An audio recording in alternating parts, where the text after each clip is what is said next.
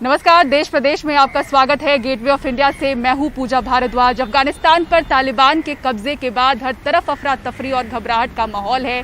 लोग बेचैन हैं, किसी भी तरह से अफगानिस्तान से निकलना चाहते हैं। इसी बीच तालिबान एयरपोर्ट पर कब्जे की कोशिश कर रहा है। काबुल एयरपोर्ट पर लोगों का हुजूम नजर आ रहा है। इन तस्वीरों में आप देख सकते हैं। हालात ये है कि दो लोगों ने विमान के चक्के के ऊपर बैठकर निकलने की कोशिश की, लेकिन जैसे ही विमान उड़ा वो गिर पड़े। काबुल के इंटरनेशनल एयरपोर्ट पर रनवे पर टेक ऑफ के लिए बढ़ रहे एक विमान के साथ लोग दौड़ते हुए नजर आ रहे हैं। इससे पहले विमान में चढ़ने के लिए लोगों में रसाकशी देखने को मिली। अफगानिस्तान में 200 से ज्यादा भारतीय फंसे हुए हैं, जिनमें 100 विदेश मंत्रालय के कर्मचारी हैं और इतने ही आईटीबीपी के जवान हैं। हालांकि भारत का एक C-17 विमान काबुल एयरपोर्ट पर खड़ा है, लेकिन समस्या ये है कि भारतीयों को हवाई अड्डे तक कैसे पहुंचाया जाए, और इसी के साथ बड़ी समस्या ये है कि एयर स्पेस बंद है।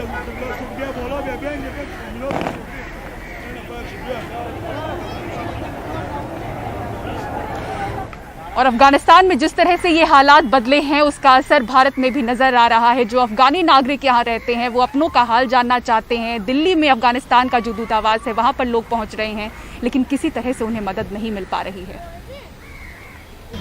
अदीबा अफगानिस्तान की एक्टिविस्ट हैं। वो करीब 1.5 साल पहले भारत आई थीं। भारत में उन्हें कोई काम नहीं मिला तो वो अमेरिका जाने की कोशिश में थीं, लेकिन इसी बीच अफगानिस्तान पर तालिबान के कब्जे से उनकी चिंता बढ़ गई है। उनका पूरा परिवार काबुल में है। अदीबा का कहना है कि अब तक तो वो सुरक्षित हैं, लेकिन तालिबान का महिलाओं को लेकर जो नजरिया है उसको लेकर वो परेशान हैं। They never respect women. Taliban महिलाओं के साथ अच्छा व्यवहार नहीं कर सकता, ना ही महिलाओं की इज्जत कर सकता। तालिबान महिलाओं को एक चीज समझता है। हम अफगानिस्तान वापस नहीं जाएंगे, लेकिन हमारे पास यहाँ भी कोई नौकरी नहीं है। अफगानिस्तान के हेरात शहर के रहने वाले फरहान भी अफगानिस्तान दूतावास के बाहर पहुंचे हैं। उनका कहना है कि बीते 6 दिनों से उनके परिवार में सभी के मोबाइल बंद हैं, कोई संपर्क नहीं हो पा रहा है। फरहान के पिता की 2 साल पहले ही तालिबान ने गोली मारकर हत्या कर दी थी। अभी किस लिए आए हैं एम्बेसी के बाहर? हम आए हैं जी, हमारा रिश्तेदार जो है उधर अफगानिस्तान में फंस गया है, तो पूछताछ के लिए आया है। कह रहा भाई हमें खुद को पता नहीं है। तो फैमिली में कौन कौन है आपके वहाँ पर? दादा है, चाचा है, मामा है। अच्छा। सब उधर ही है। पापा तो 2001 में तालिबान शहीद किया था मेरे सामने। अच्छा जी। तो आप वहीं थे? जी, मेरे सामने रात 9 बजे रात। अच्छा। मैं खड़ी थी, 2 गोली मारी उसको। अच्छा, घर वालों से आपकी बातचीत नहीं हो पा रही है? 6 दिन हो गया। बातचीत ही नहीं हो पा रही है? बिल्कुल। काबुल के रहने वाले अला मोहम्मद विकलांग हैं। वो अपने साथी के साथ 5 साल से भारत में रह रहे हैं। अब अपना पासपोर्ट रिन्यू कराने आए थे, लेकिन अफगान एम्बेसी का कामकाज फिलहाल ठप है। अब उनको काबुल में अपने परिवार की चिंता सता रही है। हम यहाँ पासपोर्ट रिन्यू के लिए आए थे, लेकिन नहीं हुआ। अच्छा जी।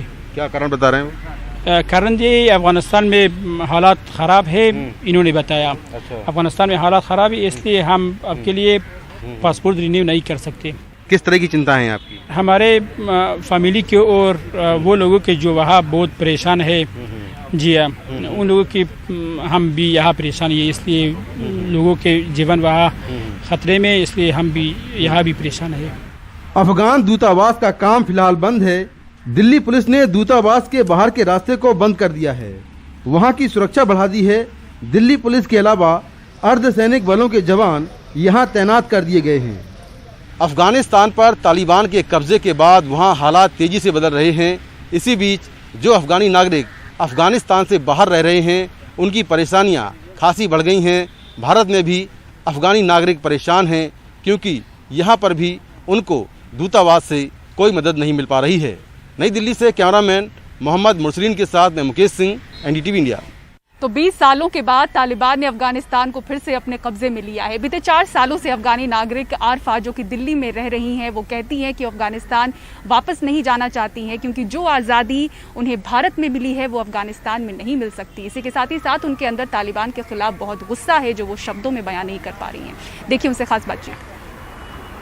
आप हमें ये बताइए, आप क्यों छोड़ के आए थे 4 साल पहले अफगानिस्तान?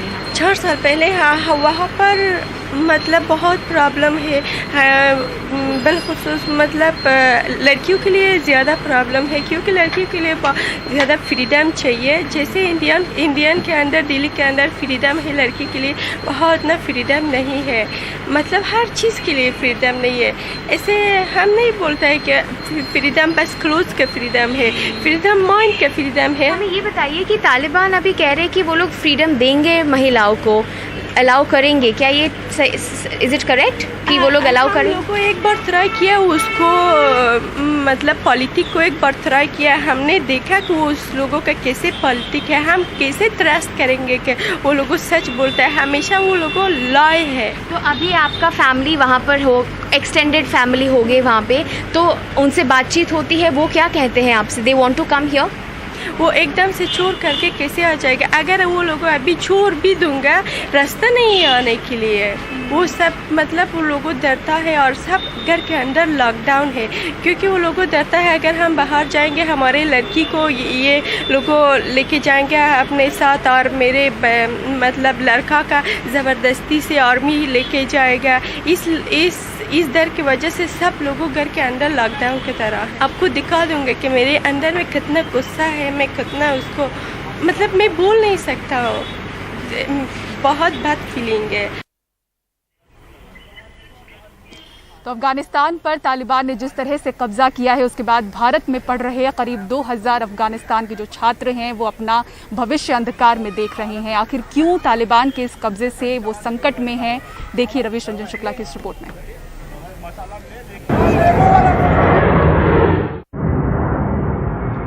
अपने मुल्क के ये खौफनाक दृश्य भारत में रहने वाले अफगान छात्र भी देख रहे हैं।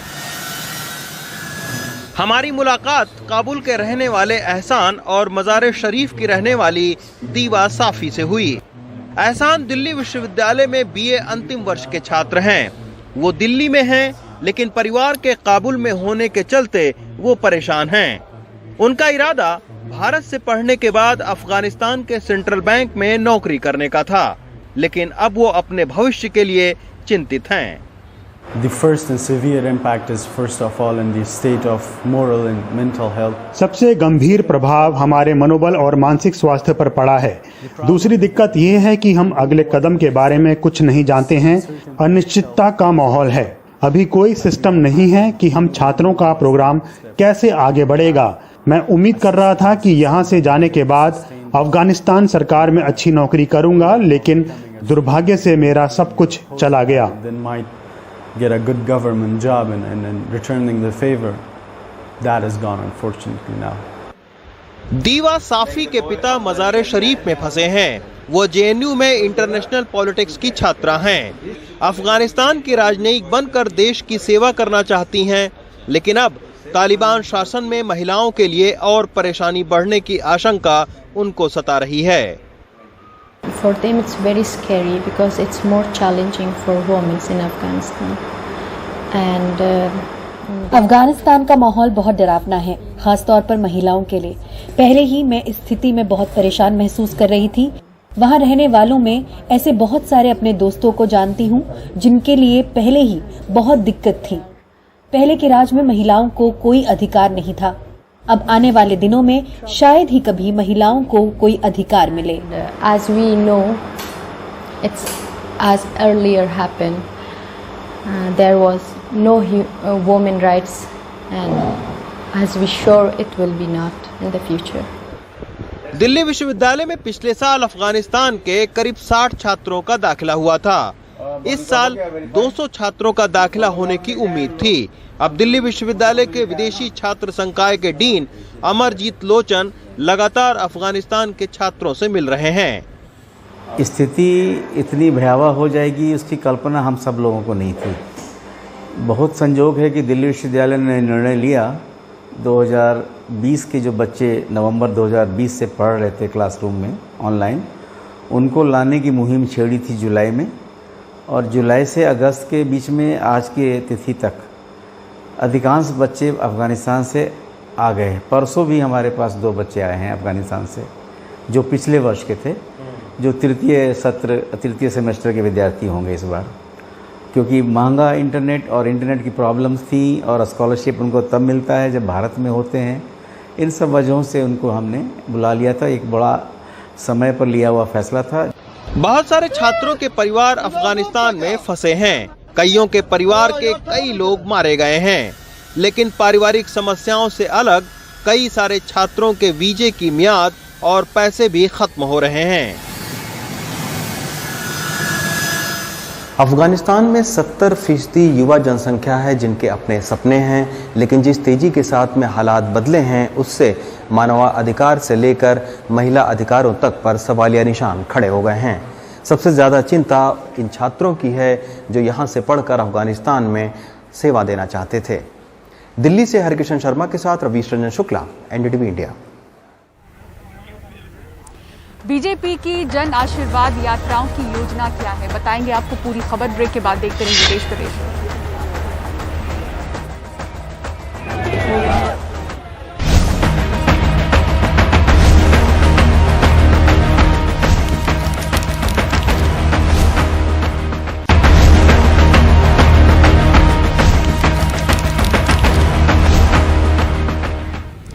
देश प्रदेश में ब्रेक के बाद आपका स्वागत है। बात करते हैं बीजेपी की जन आशीर्वाद यात्रा की। उत्तर प्रदेश के 6 अनुसूचित और पिछड़े जाति के केंद्रीय मंत्री जो हैं वो जनता के बीच जाएंगे इस यात्रा के जरिए, जो हाल ही में मंत्रिपरिषद में शामिल किए गए हैं।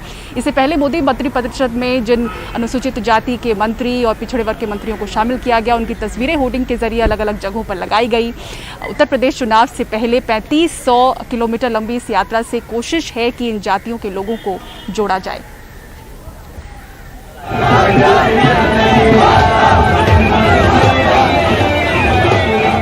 बीजेपी की जन आशीर्वाद यात्रा में ये पासी समाज से आने वाले भारत सरकार के शहरी विकास राज्य मंत्री कौशल किशोर हैं। लखनऊ के मोहनलालगंज से एमपी कौशल किशोर को हाल ही में मंत्रिपरिषद में जगह मिली है।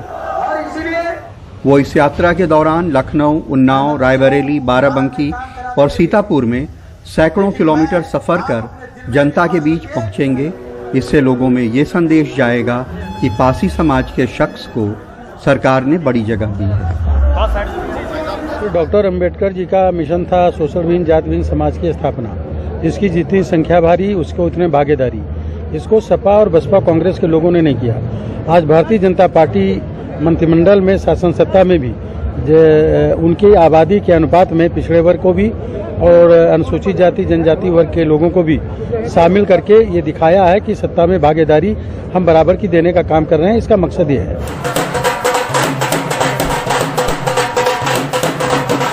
पंकज चौधरी की यात्रा लखनऊ से होकर बाराबंकी, बस्ती, अयोध्या और सिद्धार्थनगर होते हुए महाराजगंज में घूमेगी। वो महाराजगंज से बीजेपी के एमपी हैं जो कुर्मी समाज से आते हैं।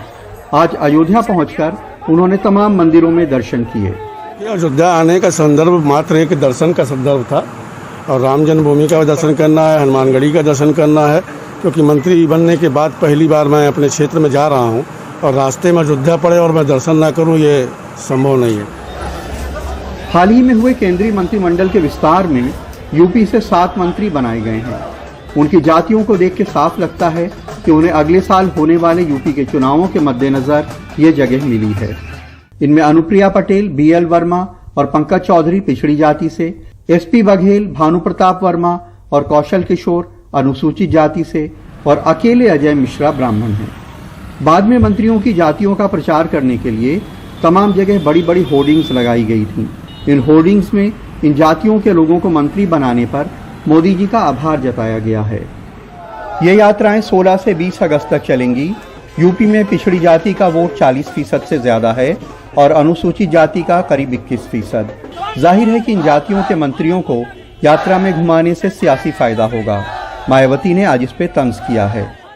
बीजेपी जो किस्म किस्म के हथकंडे अपना रही है कि इनकी कमियां जनता के सामने ना आए, इनको किसी भी तरीके से साम दाम दंड भेद इस्तेमाल करके इनको रोका जाए, तो इससे ऐसा करके बीजेपी को राजनीतिक लाभ होने वाला नहीं है, इनको और ज्यादा नुकसान होगा। उत्तर प्रदेश में होने वाले विधानसभा चुनावों से पहले बीजेपी का ये सबसे बड़ा अभियान है जिसमें बताया जा रहा है कि तकरीबन 3,500 किलोमीटर इस यात्रा के लोग अलग अलग स्थानों पे चलेंगे।